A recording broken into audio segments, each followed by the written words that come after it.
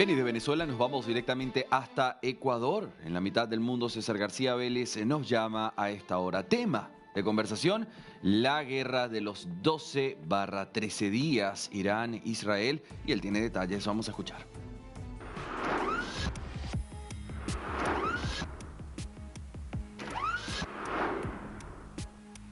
Sí, muchas gracias por el pase. ¿Es el fin de la guerra, de esta guerra denominada de los 12 días, como la ha calificado el presidente Donald Trump, quien a propósito a través de su red social Truth Social había señalado que es muy importante aclarar que ciertos medios de comunicación en Estados Unidos señalaban que no se habían destruido estas centrales nucleares? El presidente desdice esa información y señala que se deben sentir orgullosos del éxito que ha tenido esta operación en Irán. Bueno, lo vamos a analizar a continuación. Está conmigo Daniel Crespo, internacionalista, para dialogar al respecto de este tema. Gracias, Daniel, por este espacio con Latinoamérica. Primero, consultarte. ¿Está consolidada este cese al fuego? ¿La paz vendrá de aquí en adelante o qué avisoras tú de acuerdo a tu lectura? César, muchas gracias por esta entrevista. Tenemos dos cuestiones. La primera, la forma en que se dio el anuncio del cese al fuego, aparentemente imprevisto, ¿no? Da la impresión de que cogió de alguna manera de sorpresa a ambos contendientes, tanto Israel como Irán. Y revisando justamente cómo se fue dando la información, el gobierno iraní en un primer momento pues desdijo esto de que había un acuerdo previo, pero que si es que Israel dejaba de atacar se plegarían a este cese al fuego. Por el lado israelí pues tuvimos la comunicación por parte del primer ministro Benjamín Netanyahu mencionando que después de una conversación con el presidente Trump y de un felicitarse mutuo por las acciones llevadas a término, pues Israel se acogía a este alto al fuego, a la que el presidente Trump ha denominado la guerra de los 12 días, ¿no? Aunque bueno, tomando en cuenta las violaciones que hubo de lado y lado antes del cese, pues muchos hablan de la guerra de los 12 días y medio.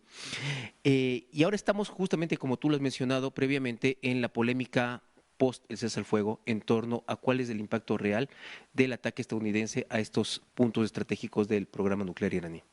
¿Hay dudas al respecto de esa destrucción de esas bases nucleares o tú crees que es un asunto consumado, que el gobierno de Estados Unidos no se atrevería a dar una información de esa envergadura si esto no fuese así?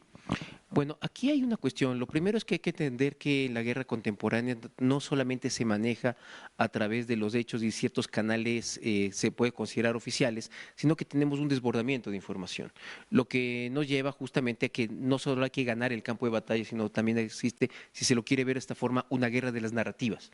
No solamente se trata de lo que se hace en el terreno, sino de cómo se gestiona el mensaje y cómo se impone el mensaje. Eso es importante, por ejemplo, de cara a lo que son tu público interno, ¿no? Tus potenciales votantes. Dicho esto, todo el mundo se atribuye la victoria, ¿no? Irán, esos últimos movimientos que tuvo contra Israel, fueron para ratificar frente a la población iraní la fortaleza del régimen. Israel también habla de una victoria completa y, por supuesto, el presidente Donald Trump ha actuado en el mismo sentido.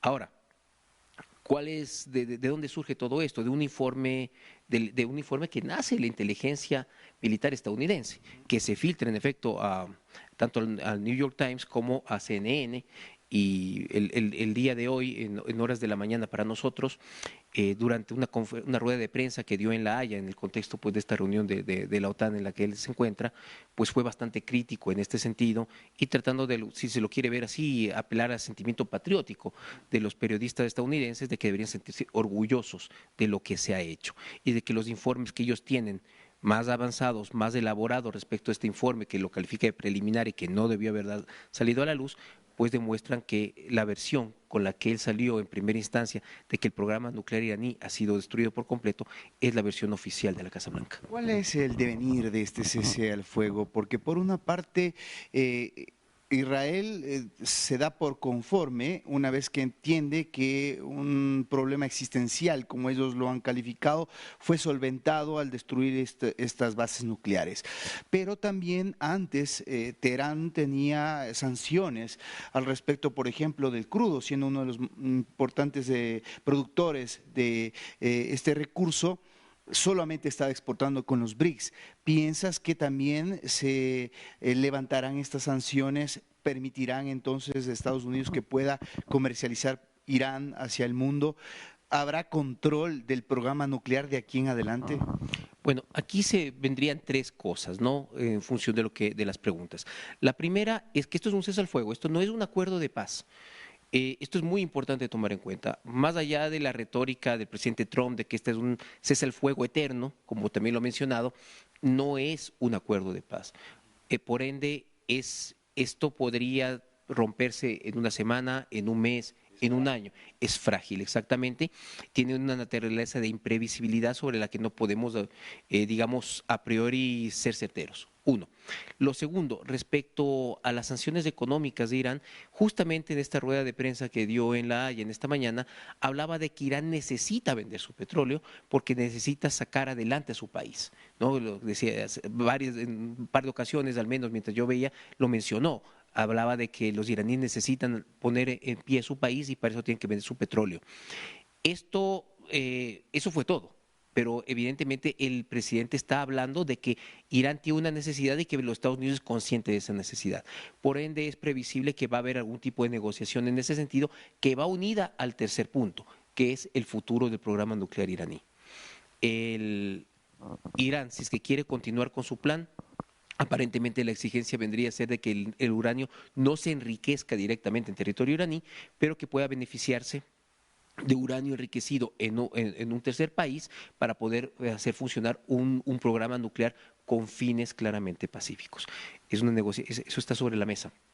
Si es que Irán logra, digamos, reconducir su programa nuclear en este sentido, las sanciones es previsible que las sanciones digamos, pues puedan ser sacadas pueda dejar de estar sancionado y de esa manera poder de alguna manera repotenciarse económicamente como lo que es una potencia económica regional que se ha visto constreñida en su desarrollo económico por estas sanciones. Bien, para finalizar, el tema del régimen de los ayatolas, ¿tiene futuro?